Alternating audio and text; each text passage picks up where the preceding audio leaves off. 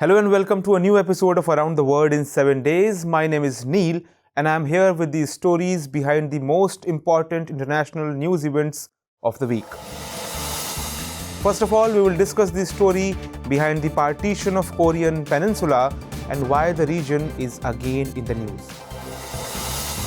Then, we will talk about the recent meeting of Organisation of Islamic Cooperation on the issue of Afghanistan in Pakistan and how India's relations with Central Asia relate to it.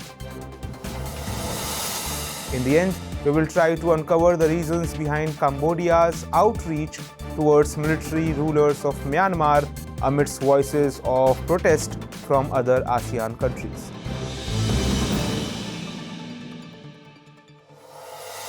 But first, let's begin with the Korean problem.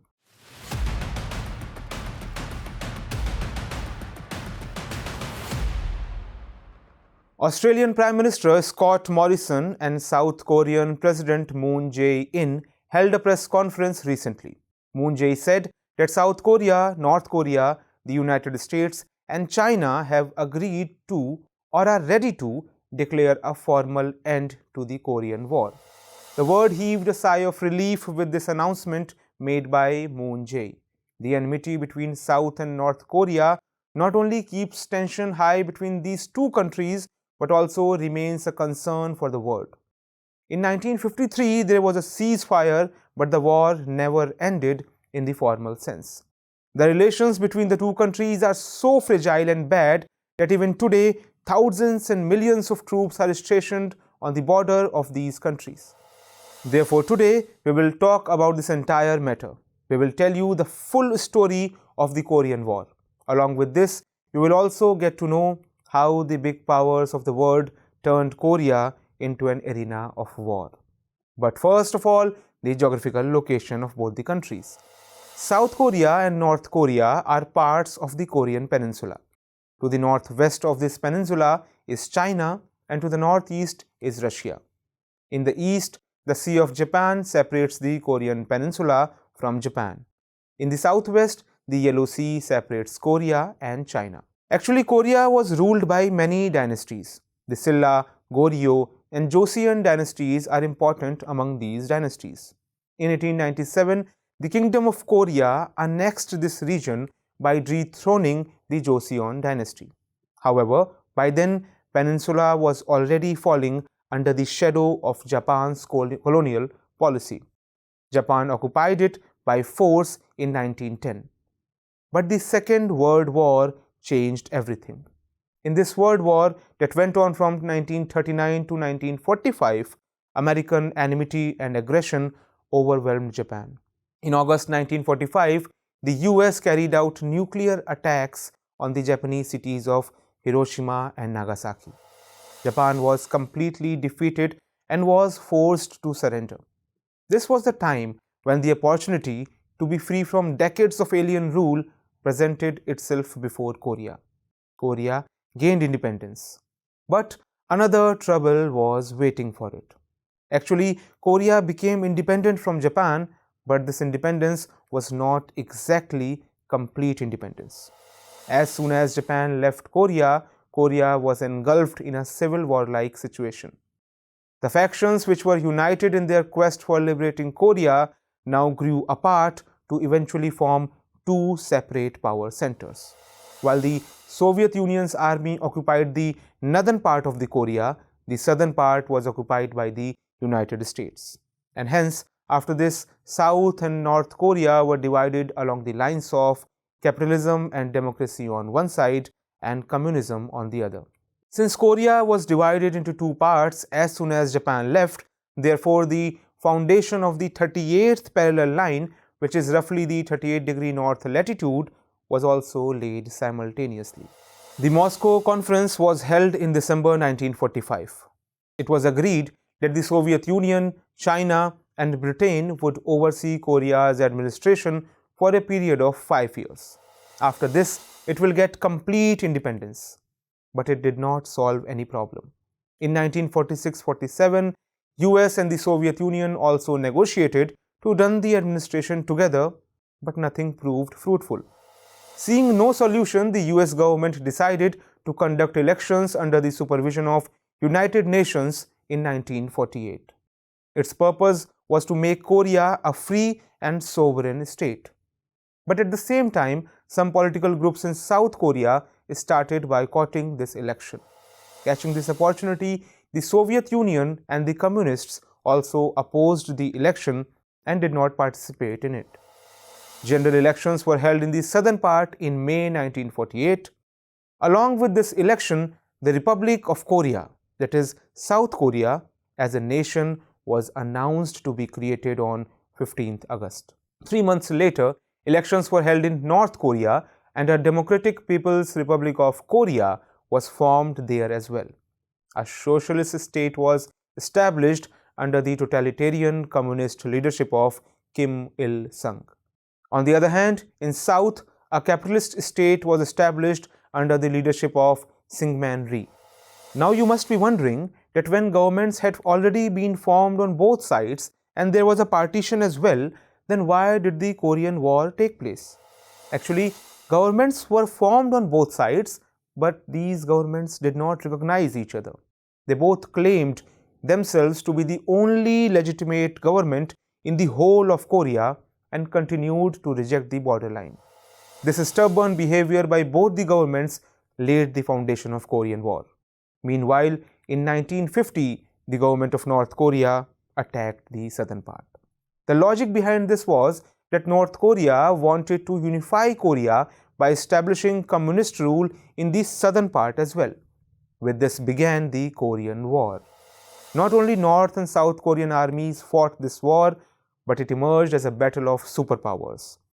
15 countries along with US Army came to support South Korea, while Russian and Chinese army supported the North.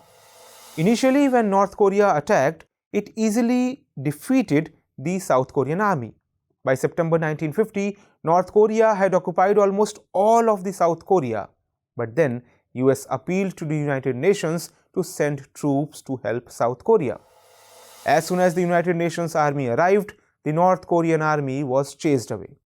Finally, this war, which went on for 3 years, paused in 1953. The Korean Armistice Agreement was signed in July 1953. Under this, it was decided that a 4-kilometer wide buffer zone would be formed between the two countries so that further skirmishes could be controlled. It was called Korean Demilitarized Zone, or KDZ. Even after 1953, tensions have been seen between the two countries from time to time. In 1968, North Korea unsuccessfully attempted to assassinate the president of South Korea. In 1983, an explosion occurred in Myanmar in which 17 South Koreans were killed.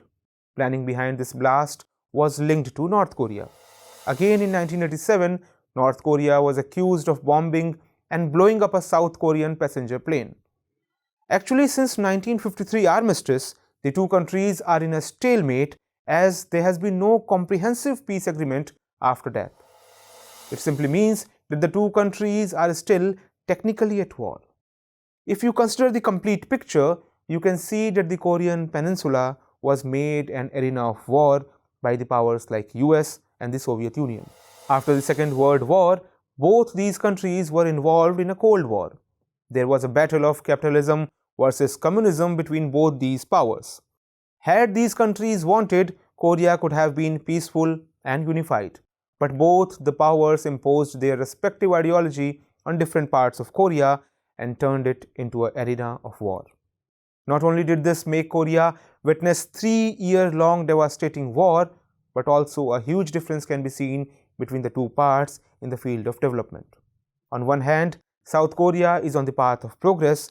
North Korea is continuously declining into poverty. The reason for this is that North Korea's full focus is on accumulating nuclear weapons, using which it repeatedly threatens South Korea. It remains to be seen that how soon both the two countries formally declare the end to the war and if they can succeed in ending mutual tensions.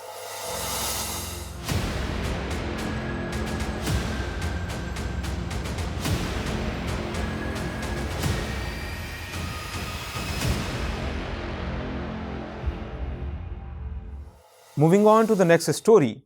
Last week, a meeting of the member nations of Organisation of Islamic Cooperation, or OIC, took place in Islamabad, the capital of Pakistan.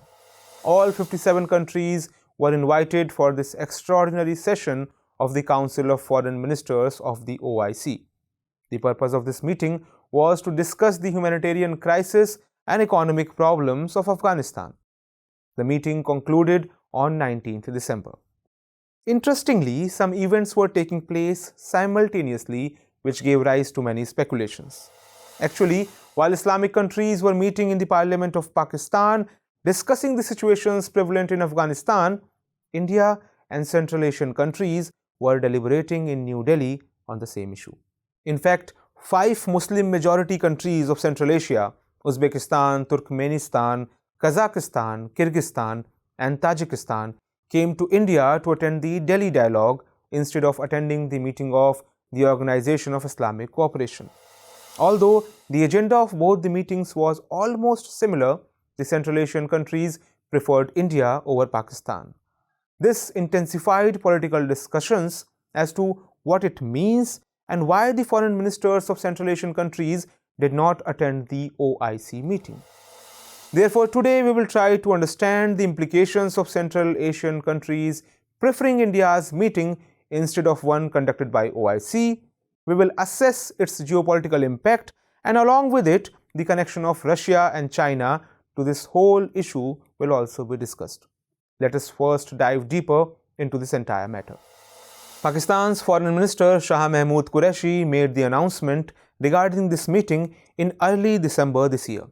Its purpose was to remind world leaders that due to international neglect, 22.8 million people in Afghanistan will be suffering from food shortages and 32 lakh children will become the victims of malnutrition.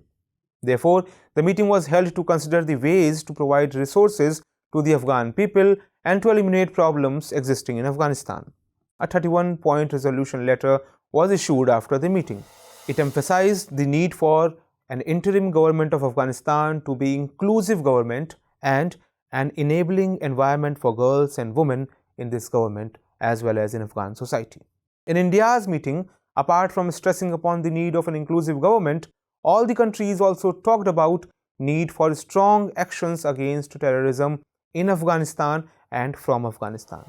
The nations also agreed upon the need to continue the discussions on the evolving situation there. Overall, the main agenda of both the meetings was Afghanistan.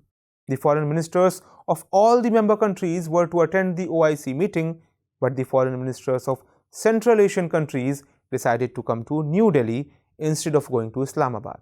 Therefore, everyone has been caught by surprise. To understand why the decision of these countries have surprised everyone, one has to know about the Organisation of Islamic Cooperation. The Organisation of Islamic Cooperation is the second largest organization after the United Nations.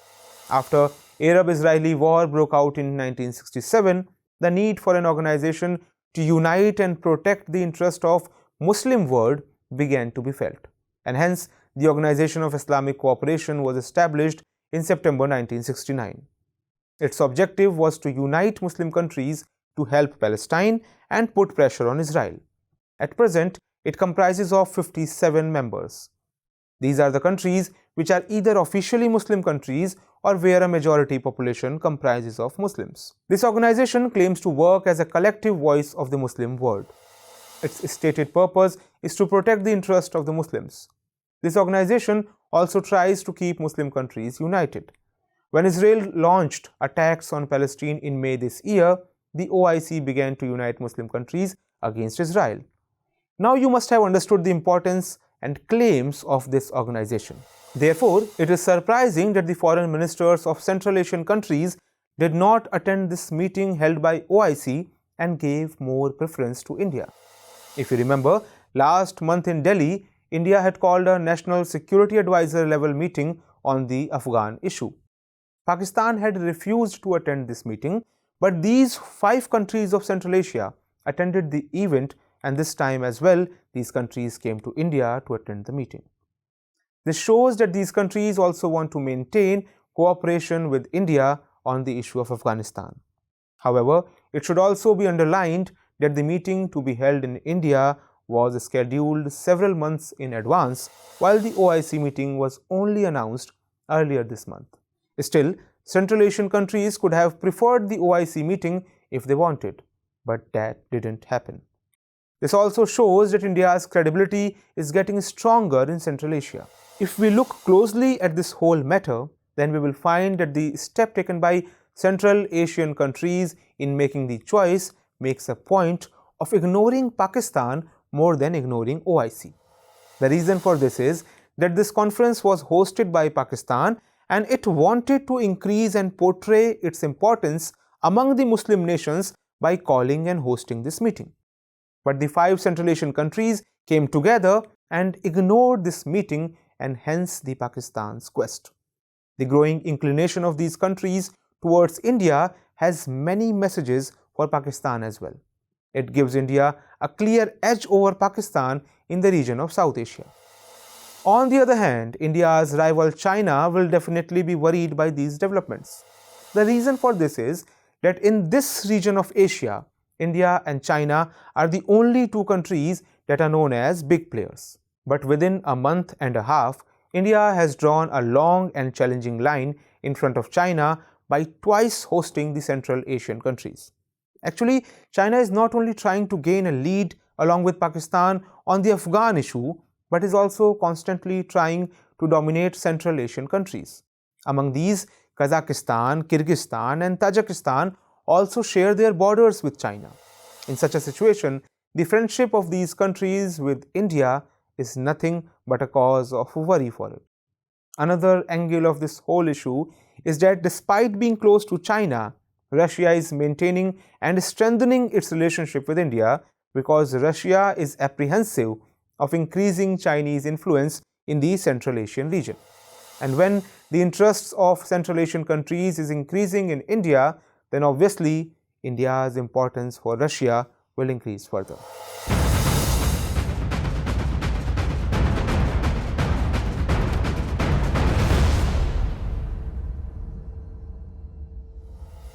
You must have heard about an organization called ASEAN, that is, Association of Southeast Asian Nations. Myanmar is its member country. But Myanmar was absent from ASEAN's annual meeting held in October this year. The reason is that in February this year, there was a military coup in Myanmar which was strongly criticized by ASEAN countries. Therefore, the ASEAN countries decided to keep Myanmar away from meetings related to this organization. Now you must be wondering why I am telling you all of this. Actually, Cambodia, which is a member country of ASEAN, has been constantly trying to improve relations with Myanmar. For this purpose, Cambodia's Prime Minister Hun Sen is also scheduled to visit Myanmar next month. Earlier on December 7th, he also met the Foreign Minister of Myanmar. But there is a matter of concern as well, and it is that the other member countries are opposing his initiatives with respect to Myanmar. They allege that Hun Sen is taking his decisions without attending to the concerns of the member countries. They are accusing Hun Sen of practicing cowboy diplomacy. So today we will understand this entire matter. We will also try and understand why Cambodia is adamant to improve its relations with Myanmar in the midst of so many voices of protests. Also, we will try to understand the term cowboy diplomacy. Let us first know about ASEAN. ASEAN is a regional organization of Southeast Asian countries. It consists of 10 countries. These are Indonesia, Malaysia, Philippines, Singapore, Thailand, Brunei, Vietnam, Laos, Myanmar and Cambodia. The Secretariat of ASEAN is located in the Indonesian capital, Jakarta. It was founded with the aim of promoting political and social stability among the once colonized nations of the Asia Pacific. It represents a population of around 67 crore people. Now, Myanmar's military ruler Min Aung Hlaing was kept out of the ASEAN countries summit held in October this year. Apart from this, Hlaing also did not attend the virtual summit meetings with the European Union as well as China. Although ASEAN asked Myanmar to send non-political representatives to the ASEAN summit, the military rulers refused to comply. Not only did they refuse to comply, the military government of Myanmar also played a number of calculated diplomatic moves. In response to Myanmar's non-invitation, Myanmar first accused ASEAN of discrimination and violation of the ASEAN Charter and then refused to participate in the ASEAN summit. It was publicized by Myanmar in such a way so as to project that it itself boycotted this meeting advertently. After this, the ASEAN countries completely sidelined Myanmar. However, in the meeting held with China, China had urged ASEAN to include Myanmar, but the ASEAN countries rejected the request. But now, Cambodia's Prime Minister Hun Sen is adopting a softer stance towards the Myanmar's military rulers. He believes that Myanmar is an important member of ASEAN and cannot be ignored for long. He believes that to stop human rights abuses in Myanmar, it is necessary to talk to the military government there. Now the question arises that whether Prime Minister Hun Sen is really worried about the problem there, or is there some other reason hidden behind it. In fact, Cambodia's Prime Minister Hun Sen will take over the presidency of ASEAN in the coming year. His leaning towards Myanmar is seen with this lens also. Also, on one hand, Cambodia and China have better relations, and on the other hand, ever since the first coup took place in Myanmar, Myanmar has been getting support of Russia and China. So this is also being said that under the influence of China, Hun Sen is taking a soft stance towards the military rulers of Myanmar. Now let us understand why China is supporting Myanmar. There are two reasons for this. One, China is doing it from a geopolitical point of view, and that is well known. When the coup took place in Myanmar, it was strongly condemned by the supporters of democracy, including the US, but the China stood by Myanmar. Obviously, the tension between America and China is one big factor behind this. The second reason is that China has invested a lot in Myanmar. If it opposes the military government, its investments will be in danger. Therefore, it seems to be standing with the military or the junta government of Myanmar. If we look at this whole matter from Myanmar's point of view, then Myanmar is still adamant. By not attending the conference, it has given a message to the ASEAN countries that if friendship with Myanmar is to be maintained, then the military government there has to be given both recognition and respect. The reason behind this attitude is that both China and Russia are standing with Myanmar. On the other hand, neighbors like Thailand and India have so far remained silent about the military rule in Myanmar. As for America and Europe, Myanmar did not get their support anyway. It is in this geopolitical puzzle that Cambodia is now giving importance to Myanmar. Finally, let us also understand the cowboy diplomacy. Shepherds, especially in North American countries, are called cowboys. Their lifestyle and persona has been a matter of stereotyping and is associated with certain brashness and oversimplified worldview. So building upon this stereotype, the term cowboy diplomacy is used to describe resolution of international conflicts through brash risk-taking, intimidation, military deployment, or a combination of such tactics. It is criticized as stemming from an overly simple dichotomous worldview. The term was first used in 1902 when the foreign policies of US President Theodore Roosevelt were criticized by the American president. Roosevelt presented his approach to international diplomacy at the time as speaking softly while carrying a big stick, meaning he used to pretend to be soft in diplomacy, but in reality he was not. The same diplomacy was also used by George W. Bush during 9/11 when he said that the countries that are not with us are against us. Now, the member countries of ASEAN are accusing Cambodia of following this version of diplomacy. However, it remains to be seen what the outcome of this initiative of Cambodia will be and whether all ASEAN countries will be able to eventually come together or not. Now let us have a look at the questions based on the stories we have discussed so far. 1. What were the reasons for the Korean War? Shed light on the roles of America and Soviet Union in the context of this war. 2. The growing inclination of Central Asian countries towards India is a geopolitical advantage for India over Pakistan and China. Comment. 3. What are the reasons for Cambodia keeping a soft stance towards Myanmar? Discuss the reasons behind China supporting the military government of Myanmar. That's all for this bulletin. See you in the next episode of Around the World in 7 days next week with a new set of stories that are shaping our world. Stay tuned for more updates.